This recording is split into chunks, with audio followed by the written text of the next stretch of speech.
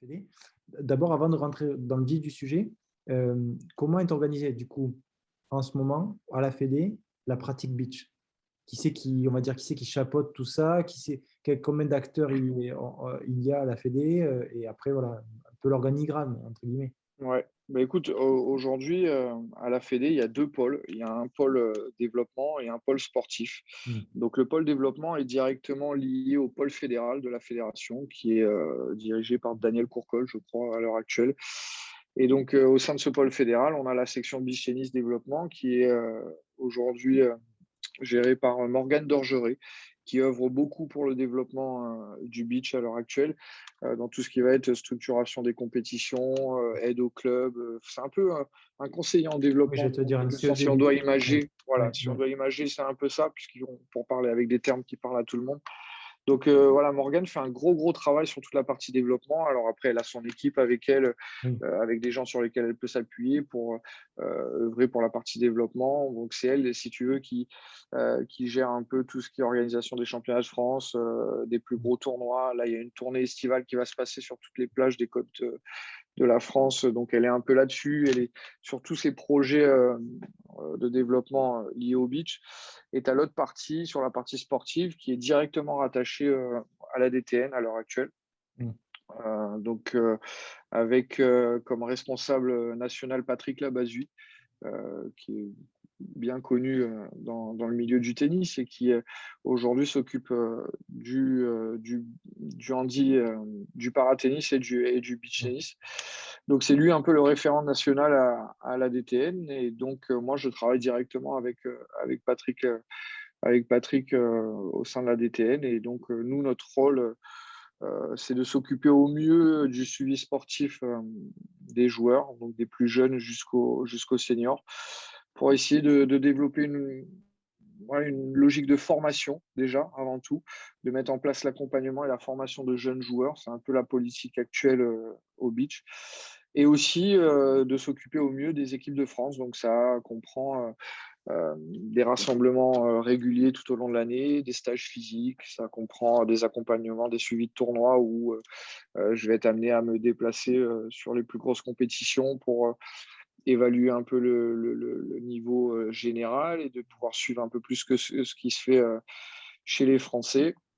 Et donc voilà, tu as ces 2 pôles-là qui finalement, bossent en étroite collaboration, puisque tout ce qui va être lié au développement, à l'heure actuelle, on va Mmh. prendre beaucoup la vie du terrain, donc le sportif intervient beaucoup. Donc on a réussi à créer, une belle synergie au sein de la fédé à l'heure actuelle pour œuvrer pour le beach. Et pour moi, ça me semble assez cohérent à l'heure actuelle, d'autant plus qu'on a depuis 1 an maintenant, le lift Oui, oui. qui s'est greffé à tout ça et qui a, proposé, une formation nationale, d'enseignants pour le beach tennis, qu'on dispense maintenant, pour, tous les enseignants diplômés d'État de la fédération, Mmh. pour donner justement, quelques bases, aux enseignants pour pouvoir faire découvrir la discipline, la développer dans son club, ou pour pouvoir avoir une meilleure connaissance de ce qu'est le beach tennis, et de pouvoir après se l'approprier, dans son activité professionnelle, qu'elle soit exclusive beach tennis ou qu'elle soit, multiple avec un complément sur les 3 raquettes. Ouais, ouais, complètement. Et donc du coup, tu es en charge de tout ce qui est programmation d'entraînement, tout ce qui est programmation de compétition aussi avec les équipes de France? Petit entracte pendant cette vidéo. Mythe Tennis en quelques chiffres, c'est plus de 2600 abonnés, 250 contenus gratuits, écrits et vidéos mis à disposition sur l'application, sur YouTube, sur la page Facebook et sur Instagram, des documents pédagogiques à télécharger et à consulter sur l'application Mythe Tennis, et c'est plus de 300 000 vues. Mythe Tennis, c'est aussi un groupe Facebook, communauté des enseignants Mythe Tennis, sur lequel vous pouvez échanger, partager, débattre. Mythe Tennis, c'est aussi une plateforme de formation en ligne dans laquelle vous allez pouvoir retrouver sur n'importe quel support, que ce soit sur ordinateur, sur tablette ou sur votre smartphone directement via l'application, si vous voulez que cette belle aventure continue. Donc je compte sur vous pour vous abonner sur les réseaux et donner un avis, expliciter les bienfaits qu'apporte Mythe Tennis dans votre vie d'enseignant. En tout cas, c'est un plaisir de le faire pour vous, et c'est en partageant, en likant et en faisant grossir cette communauté qu'on arrivera à mener de nouveaux contenus encore plus riches, encore plus intéressants et encore plus utiles pour vous dans votre quotidien d'enseignant. Allez, on reprend la vidéo. Oui, alors moi j'ai à charge l'entraînement des équipes de France et la sélection des équipes de France. Donc moi j'ai à charge de mettre en place un calendrier annuel de stages qui sera proposé à tous les publics, c'est-à-dire des 12 aux pros, 12 ans, 12-18, puisqu'il y a les catégories jeunes aujourd'hui qui sont structurées entre 12 et 18 ans. Donc tous les jeunes et toute la partie pro avec tous les meilleurs joueurs français. Donc moi, je propose des temps de rassemblement, des temps d'entraînement, des temps de préparation qui sont ouverts à tous les joueurs qui sont présélectionnés sur des listes élargies au fil de l'année de ce que je peux voir sur les compétitions, des retours que me font les cadres techniques de ligue ou les entraîneurs voilà, de certains jeunes qui peuvent avoir. Donc, j'établis un peu mes listes, j'ai un peu mon suivi national avec tous les joueurs et au fur et à mesure, je leur propose des temps, que ce soit dans leur région ou dans une région bien ciblée où eux se déplacent. La plupart du temps, c'est moi qui vais me déplacer parce qu'il commence à y avoir un volume de joueurs qui est quand même assez important entre tous les territoires parce que ça inclut aussi les territoires d'outre-mer, tout ce qui va être Réunion, Antilles-Guyane, Nouvelle-Calédonie, etc. Donc, on commence à avoir un territoire bien élargi. Donc, moi, mon objectif, c'est de pouvoir essayer de suivre tout le monde. Donc, des fois, je me déplace chez eux et des fois, sur la métropole, j'organise des stages à des endroits fixes où les gens viennent. Pas tout le monde ne vient parce que tout le monde a forcément des calendriers particuliers, notamment à un moment donné chez les pros quand ils arrivent et qui sont comme pour le tennis, toute l'année un peu sur le circuit, à droite, à gauche. Ils ne sont pas forcément toujours dispo pour les temps de rassemblement, mais ce qui nous importe, c'est d'installer un cadre surtout à la Fédé, d'être au contact des joueurs, de leur montrer qu'on les suit, qu'on les accompagne, qu'on essaye d'avoir aussi de la visibilité sur ce qu'ils font et on intervient après derrière avec les enseignants, avec les cadres de ligue. Ce qui nous intéresse en fait à l'heure actuelle à la Fédé, c'est clairement de mettre en place un maillage territorial qui va s'appuyer un peu sur ce qui se fait au tennis, c'est-à-dire qu'on a une grosse valeur à l'heure actuelle dans la Fédé, c'est que voilà, ce qui s'est fait, la structuration du tennis a fait ses preuves, a porté ses fruits. On a vu les résultats qu'on a pu avoir dans la formation, dans l'enseignement et sur toute cette machine Fédération française de tennis. Et donc, le but, c'est d'arriver de se servir de ces points forts, de ces acquis, pour pouvoir le transposer au beach et de créer un peu cette structuration qui est identique et qui va accompagner les jeunes des plus petites catégories jusqu'au circuit pro, en essayant d'intervenir aussi beaucoup sur l'enseignement au contact des enseignants. Donc voilà, aujourd'hui, c'est un peu ce qu'on essaye de faire. En tout cas, c'est la politique, la logique de la Fédé à l'heure actuelle, c'est de créer vraiment pas seulement des actions dissociées, mais de vraiment créer ce maillage sur tout le territoire, de rentrer en contact avec les ligues, de rentrer en contact avec les conseillers en développement, les conseillers techniques sur les ligues pour leur parler du beach, leur dire que voilà, il y a des choses qui se passent. Essayer d'être au contact des enseignants de clubs qui forment des joueurs ou qui montent des écoles de beach pour leur faire part un peu de nos expériences, de pouvoir arriver, de leur donner un peu de notre savoir en quelque sorte et de pouvoir les accompagner dans leur évolution. Donc le but, c'est ça. Je pense que si on veut avoir un résultat à un moment donné, et c'est ce que la Fédé a très bien compris, et moi c'est pour ça qu'aujourd'hui je m'éclate aujourd'hui à bosser avec la Fédé parce qu'on est plus ou moins dans la même logique. Et c'est vrai que si on veut que le sport évolue, que le sport se développe, il ne faut pas négliger ces aspects-là. On ne peut pas être qu'une source de proposition d'activités supplémentaires, de se dire, bon, il y a du beach tennis, il y a un tournoi là, allez-y, ça se passe l'été. Non, aujourd'hui, le beach tennis, c'est vraiment un sport qui se joue toute l'année. Ça, c'est quelque chose des fois qui n'est pas encore rentré dans les mentalités, mais ça se joue toute l'année. On structure des écoles de beach comme des écoles de tennis. On enseigne le beach comme on peut enseigner le tennis. C'est accessible à tous les niveaux, à tous les âges. Donc, il y a vraiment tous les voyants en fait, qui te permettent de pouvoir dire que tu ne peux pas le différencier du tennis.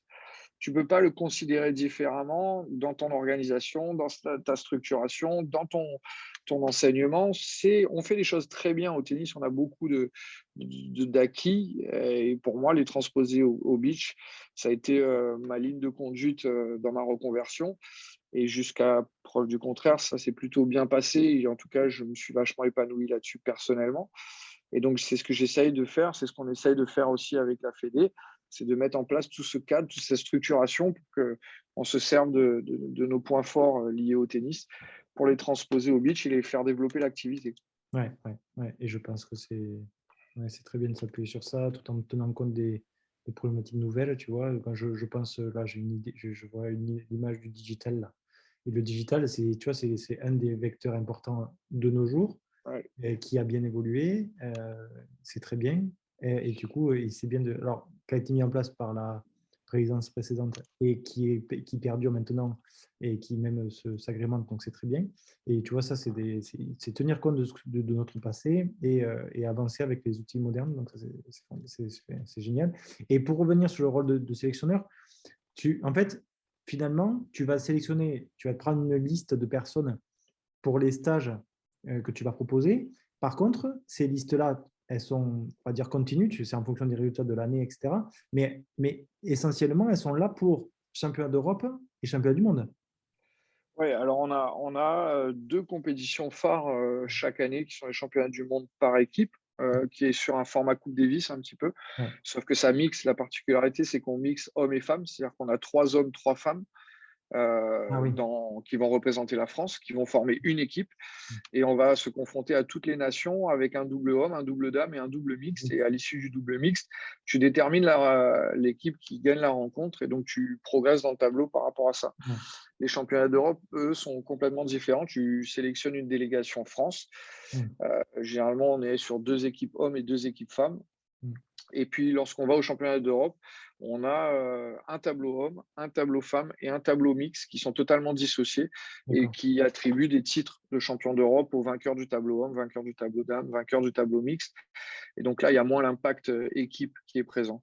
En plus de ça, on a tous les 4 ans maintenant, puisque on l'espère que le beach va rentrer au JO très prochainement, mais en tout cas, on a mis un premier pied dans le comité olympique au travers de compétitions telles que les Beach Games et les Jeux méditerranéens de plage, donc qui sont des compétitions qui sont organisées par le Comité international olympique et qui regroupent tous les sports de sable sur les Beach Games et pareil aussi sur les Jeux méditerranéens, mais pour simplement le bassin méditerranéen. Donc, du coup, c'est des compétitions qui se greffent tous les 2 ou 4 ans. Avec le Covid, on a été pas mal perturbé. On ne sait pas exactement comment ça va repartir. Il me semble que pour l'année prochaine, on va repartir sur ces compétitions-là. Mais c'est des compétitions en plus qui peuvent se greffer et qui sont sujettes à des sélections. Voilà. Bon, très bien. Et avant de conclure, est-ce que tu peux me donner, donc en ce moment, les personnes, on va dire, qui représentent le mieux la France, garçons, filles, hommes et dames, du coup, pour nous, pour notre pays? Ah ouais, alors là, je vais prendre beaucoup de plaisir à le dire parce que ça n'a pas toujours été le cas en France. Mais là, aujourd'hui, on a vraiment 2 locomotives chez les hommes qui sont phénoménales. Ils sont en train de tout casser en ce moment. Il y a Nicolas Gianotti et Théo Rigaray. Nicolas Gianotti qui doit être 6 ou 7 mondial à l'heure actuelle et Théo qui vient d'entrer dans le top 5. Donc, c'est des gamins Théo doit avoir bientôt 30 ans. Il a 29 ans, je crois. Et Nico est encore plus jeune que ça. Il a 24 ans. Donc, c'est des jeunes qui ont encore un peu quelques années devant eux encore, puisque le beach peut se jouer encore pendant de nombreuses années et ils sont déjà au top du niveau international. Donc, ça fait plaisir parce que ça fait longtemps qu'on travaille pour en arriver là, que les choses se mettent en place pour avoir ces résultats-là. Donc, aujourd'hui, ils y sont.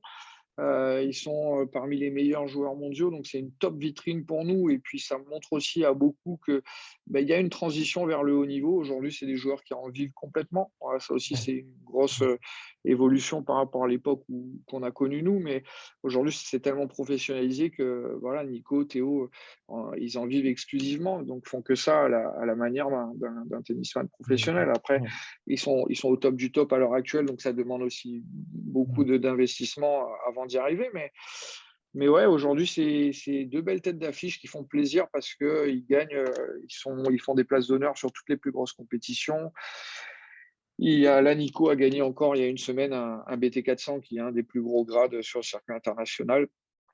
Donc c'est top pour nous, c'est top pour l'image du sport, c'est top pour eux aussi parce que ça leur permet de s'épanouir. Et donc voilà, derrière, chez les filles, on a des jeunes filles qui arrivent aussi. Ça aussi, c'est une nouveauté. On a Maëré Bré, qui est une jeune réunionnaise qui a tout juste 17-18 ans. Mm. Et on a Lola Barrault, qui, elle, a 19 ans maintenant, et qui sont deux joueuses d'avenir qui arrivent et qui ont déjà un niveau qui est hyper intéressant. Elles sont déjà dans le top 100 ITF. Maëré a intégré le top 50 même. Donc, c'est des profils de joueurs et de joueuses qu'on n'avait pas à l'époque. Tu vois, c'est voilà, aussi précoces, aussi entraînés à cet âge-là. Mm. C'est des choses qu'on n'avait pas, et je pense que c'est aussi le fruit un peu du développement général de la discipline qui fait qu'aujourd'hui, on a ces résultats-là. Alors, on espère maintenant que ça va suivre son cours, qu'on va gonfler nos effectifs, nos volumes de joueurs et de joueuses à ce niveau-là, parce qu'on a un petit trou générationnel chez les filles, notamment à l'heure actuelle, avec une génération qui a été très performante pendant de nombreuses années et qui est un peu vieillissante et qui s'essouffle aujourd'hui. Et la relève avec Maëré et Lola arrive, mais voilà, il va falloir encore du temps, il va falloir de la maturation pour pouvoir arriver à quelque chose de vraiment performant au top niveau. Mais en tout cas, c'est des choses qui sont très positives parce qu'on a ça. Avant, on n'avait pas ça. Donc là, on a un plan de formation qui est concret. On a un plan de compétition aussi qui est mis en place par la Fédé, qui t'amène vers le plus haut niveau. Tu as des compétitions de clubs, tu as des championnats de France, des championnats régionaux, tu as des sélections pour les championnats du monde. Donc tous les voyants sont là pour pouvoir avoir plus de Nico Gianotti et de Théo Irigaray à l'avenir. Non, mais en tout cas, c'était. Et d'ailleurs, j'espère avoir David, donc David Montin, qui est l'entraîneur de Lola, pour la prochaine personne à interviewer sur le beach. Mais en tout cas, de ce que tu me montres, de ce que tu me dis, c'est vachement enfin, promu et fait pour que ça aille en ce sens. Et c'est fantastique, tu vois, c'est fantastique pour le beach, c'est fantastique pour la pratique. Et comme on disait en introduction, la pratique du beach viendra aider la pratique du tennis et tout le monde s'élèvera ensemble. Donc, du coup, je n'ai pas trop de doutes par rapport à tout ça. Et je serais ravi de suivre tout ça. Et en tout cas, merci, du coup, Jérôme, pour le temps passé ensemble. Avec grand plaisir. Merci à toi, Anto, encore une fois. C'était top. C'était vraiment très bien. Et j'espère que ça donnera envie à certains enseignants de passer le cap, d'en mettre dans son club à côté d'un terrain de paddle.